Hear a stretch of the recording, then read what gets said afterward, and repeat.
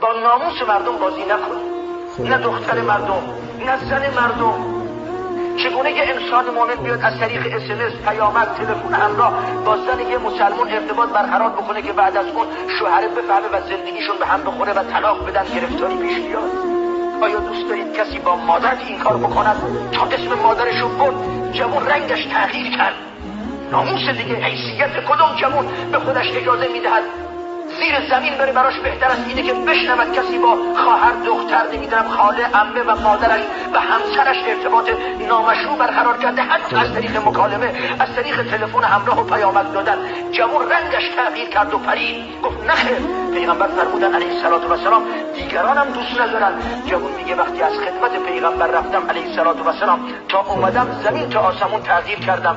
وقتی اومدم چنان میل و رغبت به این عمل زشت داشتم، اما وقتی رفتم چنان متنفر بودم که فکرش نمی‌کردم.